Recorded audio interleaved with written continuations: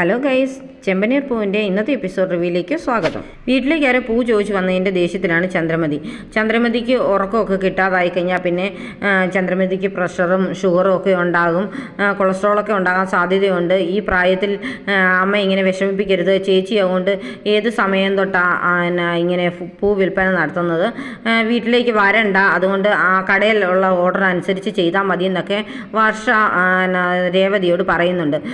അമ്മയ്ക്ക് വല്ല അസുഖം ഉണ്ടായാലോ എന്നൊക്കെ ചോദിക്കുമ്പോഴത്തേന് ശരിക്കും ചന്ദ്രമതി അങ്ങ് പേടിക്കുന്നുണ്ട്. ആണോ മോളെ, എനിക്ക് വല്ല അസുഖം വരുമോ എന്നൊക്കെ ചോദിക്കും.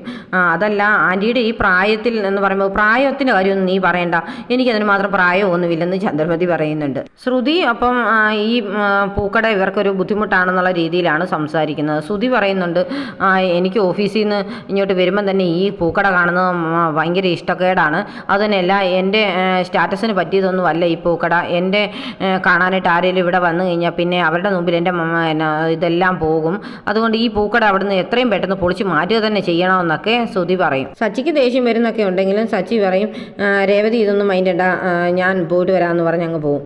രേവതി ഉടനെ കടയിലേക്ക് അങ്ങ് പോകുന്നുണ്ട്.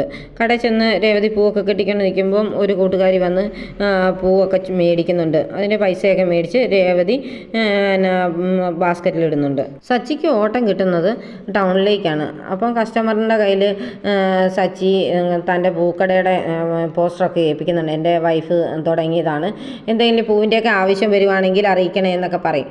എന്നിട്ട് നോക്കുമ്പോൾ ഒരു പാർക്ക് കാണുന്നുണ്ട്. എന്നാൽ ഈ പാർക്കിൽ ഒരുപാട് ആളൊക്കെ വരുന്നതല്ലേ, അവർക്കൊക്കെ കൊടുക്കാൻ നോട്ടീസ് എന്ന് പറഞ്ഞ് നോട്ടീസ് എടുത്തുകൊണ്ട് പാർക്കിലോട്ട് ചെല്ലും. അപ്പോൾ അവിടെ ചെല്ലുമ്പം അവിടുത്തെ സെക്യൂരിറ്റി ആയിട്ട് സംസാരിക്കുകയൊക്കെ ചെയ്യുന്നുണ്ട്. എന്നിട്ട് ആ പുള്ളിക്കാരൻ്റെ കയ്യിൽ കുറേ നോട്ടീസൊക്കെ കൊടുത്തിട്ട് 100 രൂപയും കൊടുക്കുന്നുണ്ട്. എന്നിട്ട് ബാക്കിയുള്ളവർക്കൊക്കെ സച്ചി തന്നെ ഇങ്ങനെ കൊടുത്ത് നടക്കുന്നതിനിടയിലാണ് ശ്രുതിയും വേറൊരു കൂട്ടുകാരനും അവിടെ ഇരിക്കുന്നത് കാണുന്നത്.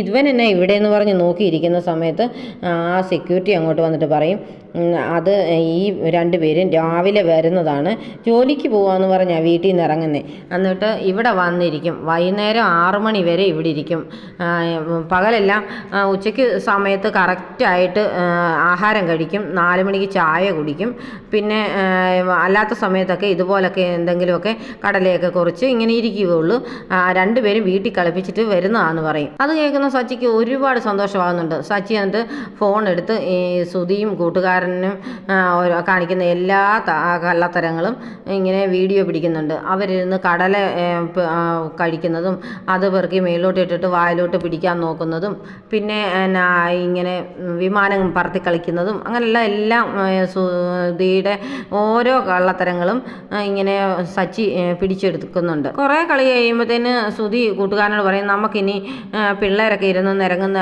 അതിൽ ആ റൈഡിൽ പോയി കളിക്കാമെന്ന്.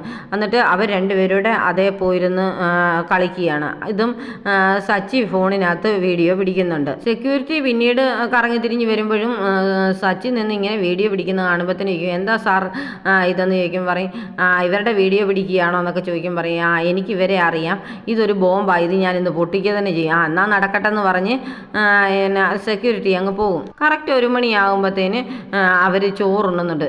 2 പേരും ചോറൂണൊക്കെ കഴിഞ്ഞ് ഇനി നമുക്കൊന്ന് ഉറങ്ങാമെന്ന് പറഞ്ഞ് 2 സീറ്റൊക്കെ കിടന്ന് സുഖമായിട്ട് ഉറങ്ങും.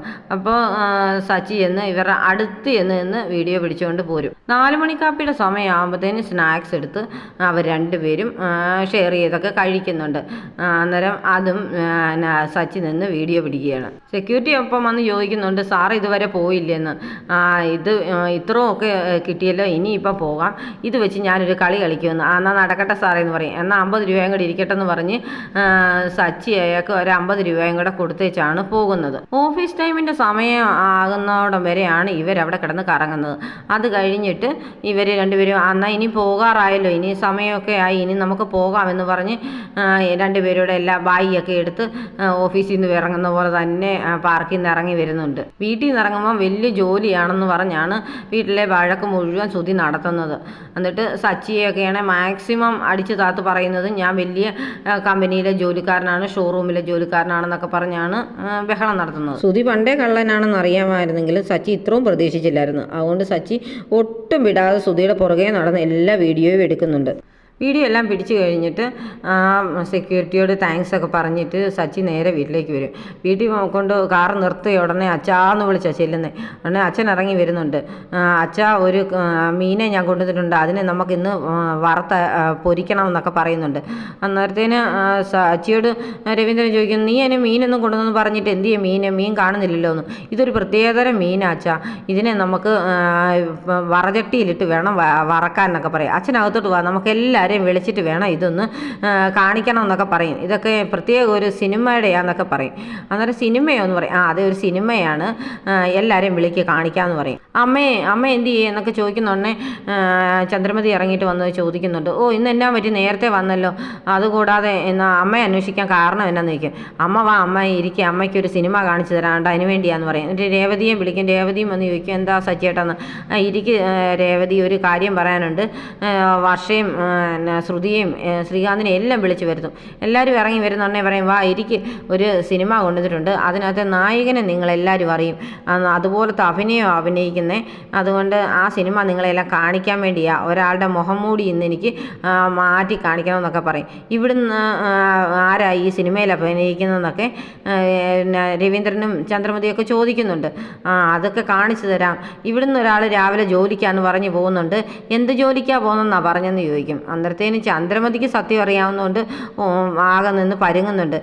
എന്തോ ഒരു ജോലിക്ക് പോകുന്നുണ്ടെന്നോ ഒക്കെ പറയുന്നുണ്ടല്ലോ, അവൻ്റെ ജോലി എന്താണെന്നും ഏതാണെന്നും എല്ലാം ഞാൻ ഇന്നിപ്പോൾ ഈ സിനിമ ഇട്ട് കാണിക്കും, മനസ്സിലാകുമെന്ന് പറഞ്ഞ് സച്ചി എന്ന് ഫോൺ എടുത്ത് TV ആയിട്ട് കണക്ട് ചെയ്യുന്നുണ്ട്. അപ്പോൾ എല്ലാവരും ഇങ്ങനെ അത്ഭുതത്തോടെ നോക്കുകയാണ്, എന്തായിരിക്കും കാണിക്കുന്നത്, ആരാണ് അഭിനയിക്കുന്നവരെന്നൊക്കെ. എന്നാൽ സച്ചി പറയും, ഇന്നത്തെ ഈ നടൻ അഭിനയത്തിന് ഓസ്കാറും നാഷണലും ഒക്കെ കിട്ടാനുള്ള അത്രയ്ക്കുള്ള അഭിനയം നടത്തുന്നുണ്ടെന്ന്. സത്യം അറിയാവുന്നത് ചന്ദ്രമതിക്ക് മാത്രമാണല്ലോ. കാരണം ചന്ദ്രമതി ഇങ്ങനെ വരണ്ട് നിൽക്കുകയാണ്, എല്ലാവരുടെയും മുമ്പിൽ എല്ലാം പൊളിയാണല്ലോ എന്ന് ഓർത്ത് നിൽക്കുന്ന ചന്ദ്രമതിയെ കാണിച്ചുകൊണ്ടാണ് ഇന്നത്തെ എപ്പിസോഡ് അവസാനിക്കുന്നത്.